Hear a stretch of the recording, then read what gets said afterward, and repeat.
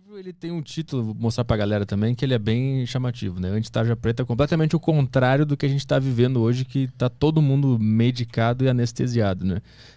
Por que tu quis lançar esse livro e provocativo dessa forma? O livro era para ser chamado Anti-Rivotril. A capa do livro é a capa do remédio, né?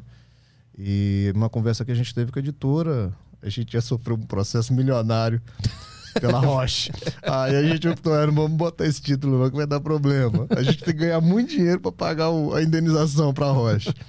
Então surge o Anti-Tarja Preta, mas o anti sempre esteve no projeto original do livro, que nasceu há 10 anos, fruto da minha experiência de consultório.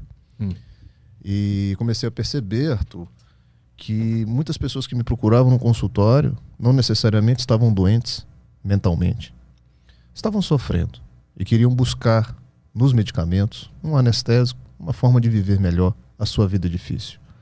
Então, às vezes a mulher me procurava, uma senhora me procurava com um relacionamento difícil, um casamento difícil, e ela queria uma medicação para dar conta do casamento difícil.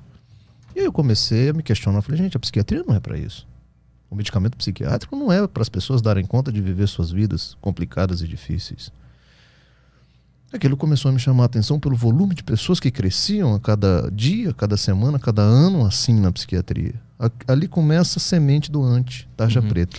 Essas pessoas, elas revelavam que elas estavam querendo um remédio para aturar o que elas tinham na vida? Ou tu descobria isso nas entrelinhas? Nas entrelinhas. Ah, tá. Nas entrelinhas. Entendi. Quando eu ia me aprofundando, porque as pessoas vão aos consultórios psiquiátricos com queixas. Elas não vão já com o diagnóstico, a maioria não. Porque, pois não, o que eu posso te ajudar? Doutor, estou aqui porque eu estou triste, eu estou ansiosa, estou perdendo noites de sono. Ela me dá queixas. Eu é que transformo aquelas queixas numa doença ou não. E é neste processo de aprofundamento da queixa, em direção às causas da queixa, é que eu percebia que, na verdade, aquilo estava sendo causado por um sofrimento normal de vida. E aí eu falava assim, você precisa resolver então o seu casamento, vamos pensar sobre ele. O que a gente pode fazer para melhorar? É aqui que está a tua cura dos seus sintomas, das suas queixas. Um medicamento não vai te ajudar em nada, a não ser te anestesiar. Então esse movimento do diagnóstico ou do não diagnóstico no consultório psiquiátrico é a primeira coisa que um bom psiquiatra tem que fazer. Porque muitas pessoas estão procurando psiquiatria hoje que não tem diagnóstico. Elas estão sofrendo.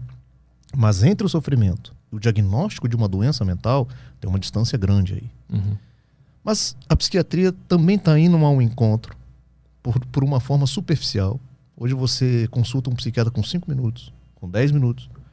Quando você se queixa da sua tristeza, ele imediatamente fala que aquilo é depressão e você sai do consultório dele com antidepressivo. Então o Anti-Tarja Preta, ele é anti isso. Ele é o anti-banalização do diagnóstico. Ele é um anti chamar qualquer tristeza de depressão. Ele é um anti a banalização do uso do psicotrópico. Para você ter uma ideia, tem um estudo da década passada, nos Estados Unidos, que eles pegaram 20 mil pessoas que usavam antidepressivos. Olha que interessante. E os pesquisadores pegaram essas pessoas e foram verificar quais dessas pessoas tinham critérios diagnósticos para usar o antidepressivo. Quantos por cento você acha que não tinham critério diagnóstico e estavam usando antidepressivo? Metade? 30%. Quase. Isso eu estou falando de um estudo de 20 anos atrás. Recentemente, uma pesquisadora em São Paulo, aqui de São Paulo, fez o mesmo estudo, com 2.700 pessoas. Qual você acha que foi a proporção que ela achou aqui em São Paulo? 68%. Sabe o que isso significa? Que de cada 10 pessoas que usam antidepressivos, 6 a 7 não precisariam usar. Mas como é que ela descobre que elas não precisariam usar? Ela submete essas pessoas a uma pesquisa dos critérios diagnósticos da doença. Então ela entrevista novamente essas pessoas. Você sentia isso? Quando você procurou e foi medicada, você apresentava esta lista de sintomas, você apresentava este quadro clínico, a pessoa vai preenchendo ou não. De repente ela percebe que não se tinha critério diagnóstico. Te dou um exemplo. Para a gente dar um diagnóstico de transtorno de ansiedade generalizada, isso é uma doença chamada TAG, a mais comum entre todas hoje nós. Está aí na capa do meu livro, bem na capa, a frase lá embaixo. Porque somos o país mais ansioso do mundo. Então, de acordo com a última publicação da OMS, O Brasil é o país mais ansioso do mundo, ganhando dos americanos. E aí, essa questão da ansiedade, do TAG, para você diagnosticar TAG numa pessoa, olha que interessante. Como critério diagnóstico é o seguinte: você tem que estar ansioso na maior parte do dia, na maior parte do seu tempo, na maioria dos dias. Isso tem que vir com estado de tensão, apreensão, sintomas físicos, papapá, sono, papapá, no mínimo 6 meses. O que eu recebo no consultório, as pessoas falam assim: doutor, eu estou muito ansioso, tem 2 semanas. Isso não é TAG. Ela pode ter o sintoma que for, mas se ela não preencher o critério temporal, eu não posso dizer que é TAG. Só que isso não é feito. Se você for no consultório psiquiátrico hoje e falar que você tem todos esses sintomas que começou há um mês, você vai sair com um diagnóstico de TAG e com remédio. Então, é a não observância dos critérios diagnósticos que faz esse uso excessivo de psicotrópico. Então, o que a pesquisadora fez? Ela entrevistou quase 3 mil pessoas para ver se essas pessoas preenchiam todos os critérios que justificam o uso do medicamento. Entendi. E ela chegou a um número de 68% que não preenche. Se você me perguntar, então o que essas pessoas têm? Elas estão sofrendo de fato, mas não estão doentes. Elas estão ansiosas de fato, mas não é uma doença que justifica um medicamento. E aí, ao longo aqui do nosso podcast, nós vamos falar de outras ferramentas, de outras formas, que não medicamentosas, que podem ajudar essas pessoas. Mas por que aconteceu essa inclinação na sociedade aos remédios? É a resposta que eu mais gosto de dar. Essa daí. Porque é mais fácil, Arthur. Te pergunto. É mais fácil tomar uma cápsula ou entrar na academia? É mais fácil tomar uma cápsula de remédio ou fazer uma dieta para perder 10 quilos? É mais fácil tomar uma cápsula ou entrar num curso de yoga? É mais fácil tomar um remédio ou mudar sua vida, seu casamento, seu trabalho? Então nós estamos indo pelo caminho da facilidade, do menor gasto energético. Tem um filósofo, professor de filosofia da Universidade de Berlim, que escreveu A Sociedade do Cansaço. Fenomenal o livro dele. Estamos cansados, fadigados, esgotados enquanto sociedade. Por isso nós estamos procurando um caminho do menor gasto energético. Eu já estou cansado. Doutor, não me vem com esse negócio de atividade física, não. Eu tô um bagaço. Não vem com esse negócio de resolver os problemas. Não. Para com isso. Eu não consigo nem viver a minha obrigação do dia. Tu me vem com 1 hora de academia? Que isso vai ser a revolução na minha vida? Não, me dá aí essa fluoxetina. Melhor, vivo melhor. Essa é a resposta para a sua pergunta. Mas não existe também um movimento da indústria farmacêutica? Também, de estimular. De querer manter o cara refém daquele remédio? E eu vou te falar como é que a indústria farmacêutica faz para vender mais, a estratégia dela. Ela pressiona órgãos que regulamentam a saúde, principalmente os critérios diagnósticos, para afrouxar o critério diagnóstico, para ampliar o critério diagnóstico, para colocar gente mais doente que não seria. Exemplo, lembra que eu falei do TAG aqui? Que o critério diagnóstico temporal são 6 meses? E se esse critério for 2 meses? Mais pessoas estarão no critério, mais pessoas receberão o diagnóstico, portanto, mais pessoas serão medicadas. Então, há uma pressão para que se afrouxe e para que se amplie os critérios diagnósticos.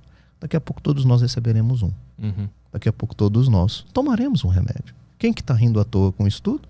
A indústria farmacêutica. Quem está ganhando dinheiro, né? São os que ganham. Eles aumentam o filtro. Exatamente. E aí, daqui a pouco, todo mundo tá lá dentro. 2 dias tristes, os caras já podem te dar um remédio já. Isso. Para ser depressão, o critério é tristeza na maior parte do tempo, na maior parte do dia, melancolia, pensamentos negativos, perda de peso, vamos para o critério temporal. Por pelo menos 15 dias.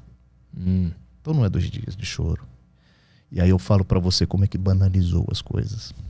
Eu falo assim para as pessoas: chora aí uns 3 dias seguidos. Fica mal uns 3 dias seguidos. A sua amiga vai falar assim: Mica, tô preocupada com você. Vai num psiquiatra. Ninguém mais pode chorar. Ninguém mais tem o direito de ficar triste. Já estão chamando isso tudo de depressão. E é uma coisa mais covarde ainda, sabe o que é? O paciente que trata para depressão. Esse perdeu o direito completamente de se entristecer. Como assim? Você faz tratamento para depressão e usa sua fluoxetina. Você é casado. Você tem sua esposa. E aí tem uns 2 dias que você tá mal em casa por alguma coisa. Uma notícia no trabalho, um resultado que não foi esperado, alguma coisa que te abateu. O seu ânimo. Normal, da vida. Que vai te dar ali 2, 3 dias de desânimo. Primeira coisa que a sua esposa vai falar assim: meu amor, tô preocupado com o seu remédio. Acho que ele ficou fraco. Vai tudo pro remédio, né? Vai tudo pra doença, vai tudo pro remédio. As pessoas perderam o direito de ficarem, de se sentirem tristes. O paciente deprimido, então, pior ainda. Porque qualquer sintoma, nem sintoma não, por qualquer manifestação de um sentimento ruim, vai pra conta da doença, vai pra conta do remédio. Então é muito triste ver isso. E aí o paciente me procura, falou: doutor, eu vim porque a minha esposa está preocupada, a gente está achando que o remédio está fraco. Eu falei: por quê? Porque esse mês eu fiquei triste. Sim. E aí eu gosto de falar um outro fenômeno que acontece no consultório psiquiátrico, que é a sensação de imunidade que o paciente psiquiátrico tem por fazer um tratamento. Vou te falar como é que acontece isso. O paciente ansioso, o paciente deprimido. Olha, você, pelos critérios que eu avaliei, você está com depressão. Você precisa se tratar, eu vou te dar uma medicação, você vai fazer terapia, aí todo aquele conjunto de medidas. Volta daqui a 30 dias, aí ele vai melhorando. E lá pelas tantas, lá pela 3ª, 4ª, 5ª consulta, ele fala isso pra mim no consultório: doutor Pablo, eu acho que o tratamento não tá fazendo mais efeito, tem alguma coisa errada. Eu falei: por quê? Porque esse mês eu fiquei triste. Aí eu: como é que é? Então, no fundo, essa pessoa acha que por usar um antidepressivo ela está imune ao fenômeno tristeza. Olha que interessante o que as pessoas começam a achar. E eu falo assim: meu querido, deixa eu te falar um negócio. O remédio não é para te transformar num robô. O remédio não é para tirar suas emoções normais. Se você tiver que perder uma noite de sono deverá perder. Se você tiver que ficar ansioso porque alguma coisa está acontecendo, ansioso deverá ficar. Isso é ser humano. A gente não está querendo mais ter os pacotes próprios da humanidade. Existe uma confusão entre sentimentos naturais com doenças, porque existe uma área cinzenta que tu não consegue saber direito. Eu devia estar sentindo isso ou isso aqui já virou uma doença, né? Como é que resolve essa área cinzenta? Vou dar uma dica. 2 dicas, na verdade. Que também é uma pergunta que adoro responder, porque ela é psicoeducação. Ensinar as pessoas a se perceberem assim. O que eu estou sentindo então, doutor? Me ensina aí. É da minha vida? É normal? Ou é preocupante, que já pode ser uma doença? 2 palavrinhas mágicas. A primeira chama-se proporcionalidade. O que significa isso? Você vai pegar o que você está sentindo, a tristeza que você está sentindo. Você vai fechar seus olhos e você vai fazer o seguinte exercício: o que eu estou sentindo, a intensidade, a dimensão disso é proporcional ao que eu estou vivendo? Para responder melhor esta frase, essa pergunta: uma pessoa no meu lugar, vivendo o que eu estou vivendo, estaria sentindo o que eu estou sentindo? Mas uma pessoa que esteja no meio do furacão, ela consegue estar com a cabeça clara para conseguir responder essa pergunta? Por isso que eu pedi para ela fechar os olhos, para ela sair um pouco, para ela ter um pouquinho de racionalidade naquele momento. Entendi. Então sai um pouquinho, pensa assim: essa tristeza que você está sentindo é porque seu filho está na UTI?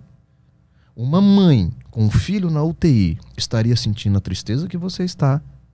Se a resposta for sim, Arthur, a resposta é normal. Porque a doença, ela mora na desproporção, no sentir fora do lugar. É a tristeza excessiva, é a tristeza que está demais. E a pessoa fala assim: eu entendi sua pergunta, doutor, eu estou doente. Porque isso que eu estou sentindo tá muito, não era para estar assim. É a tristeza sem motivos? Muitas vezes sem motivo. Ou às vezes pode até ter o motivo, mas ela é desproporcional. Não é para você acordar e dormir triste com isso que está acontecendo. Tem algum exemplo? Para ficar mais claro para a galera. Esse, por exemplo, da mãe que está com um filho na UTI, sim, fruto de um acidente de moto, entre a vida e a morte. Essa mãe está abatida. Essa mãe está entristecida. Essa mãe, ela acorda preocupada e dorme preocupada, ela perde noites de sono.